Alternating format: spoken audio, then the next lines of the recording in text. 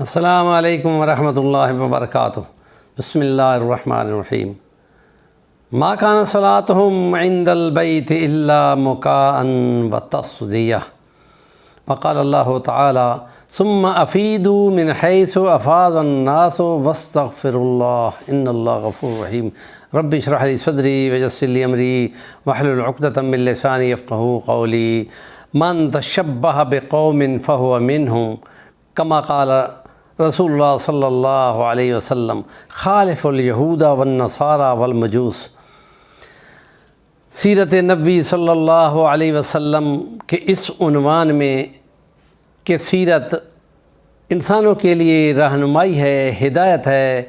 اور ومن یبتغ غیر الاسلام دینا فلن یقبل منہ، یہ دین ہے، یہ اسلام ہے،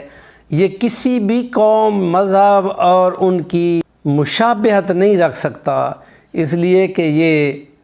ادیان پر غالب ہونے کے لیے لیظہرہ علی الدین کلہ، تو لہذا وہ ان کے محتاط یا ان کے مماثل نہیں بن سکتا تھا۔ اس لیے اللہ پاک نے اس کے سارے کاموں کو نبی پاک صلی اللہ علیہ وسلم کی زبان اطہر سے مکمل کیا، اور اس لیے معیار بنایا اور فرمایا کہ جو مشرکین اپنی رسوم جاہلیت میں، ادبی مذہبی معاملات میں، مذہب کی خاص رسوم میں مشابہت ان سے کسی بھی قسم کی نہیں رکھنی۔ یہود کے علماء لمبی لمبی داڑھیاں رکھا کرتے تھے، اور اس کے لیے انہوں نے فرمایا کہ ان کی مخالفت کرو کہ وہ سفید ان کو چھوڑ کر اپنے کو بزرگ شو کرتے ہیں، تم اس کا رنگ متغیر کر دو۔ اور جہاں مشرکین مکہ داڑھیاں چھوڑتے تھے، ساتھ بڑی بڑی مونچھیں بھی چھوڑتے تھے، ان کی مخالفت بھی کرو، اور اس کے لیے فرمایا کہ مونچھوں کو کاٹ کے چھوٹا کر دو۔ اور داڑھی کے بارے میں جو الفاظ ہیں وہ اس میں فقہا کا اختلاف ہے کہ بعض کے نزدیک ہے کہ بس جیسی ہے اس کو چھوڑ ہی دو، بعض کے نزدیک ہے کہ جہاں مٹھی بھر ہو اس سے زیادہ نہ ہو۔ اور نماز کے لیے فرمایا کہ مشرکین کعبہ میں جب نماز پڑھتے ہیں تو تالیاں بجاتے ہیں اور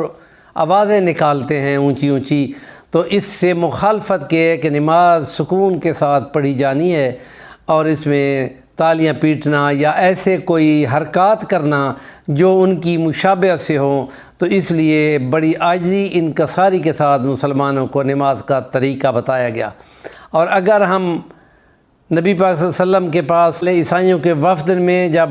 مسجد نبوی کے اندر اتوار والے دن نماز پڑھنی چاہی تو انہوں نے وہاں بیٹھ کر مشرق کی طرف اپنا قبلہ رکھ کر وہاں بیٹھ کے نماز پڑھی، اور اس میں رکوع سجود ایسی کوئی چیز بھی نہیں تھی، تو اس میں مخالفت ہے ان کی علماء کے نزدیک کہ وہ عموماً اپنے چرچوں میں کرسیوں پہ بیٹھ کے نماز پڑھتے ہیں۔ تو مسلمانوں کو ان کی مشابہت سے بچنا چاہیے کہ وہ لوگ جو کچھ کسی مجبوری کی بنیاد پر مختلف مسجد کی صفوں پہ جگہ جگہ یا الگ الگ یا کناروں پہ کرسیاں رکھ کے بیٹھ جاتے ہیں، ان کو چاہیے کہ وہ کرسیوں کی بجائے زمین پہ بیٹھیں اور اشاروں سے پڑھیں، کیونکہ مشابہت کسی بھی مذہب کی یہاں نہیں ہے۔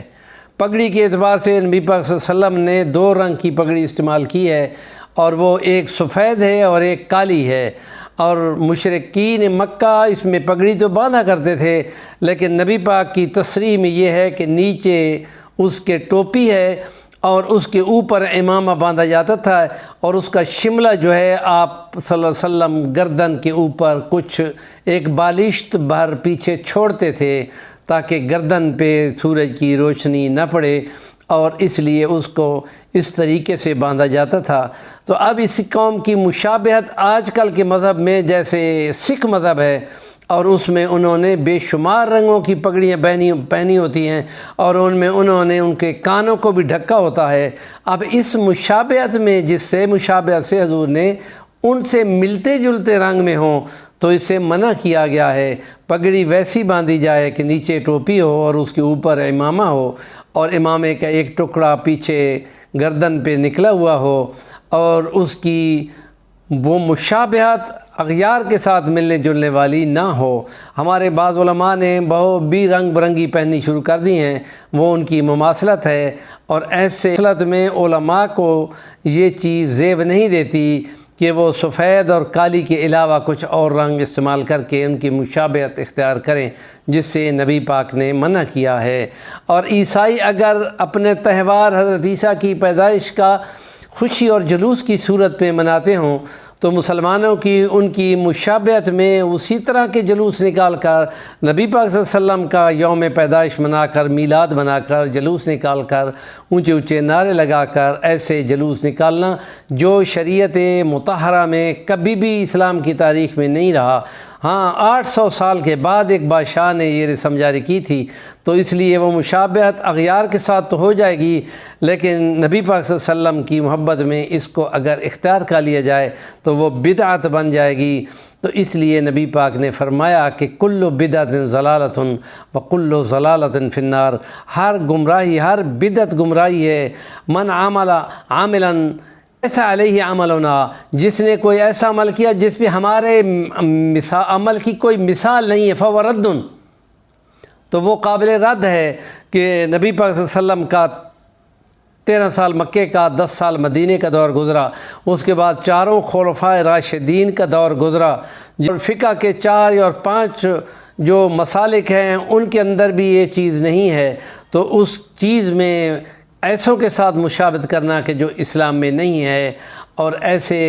طریقے اختیار کرنا کہ جس میں مذہب کی خاص خاص رسوم کے حساب سے ہم نے آج کا ولاگ بیان کیا ہے، اور باقی معاشرت اور معیشت اور سیاست اور ان کے عنوان کی مماثلت پہ بھی ہم نے کچھ نہ کچھ بیان کرنا ہے۔ ہمارے چینل کا نام ہے صفی الوانی، ضرور سبسکرائب کریں، کام کی بات کا کمنٹ دیا کریں۔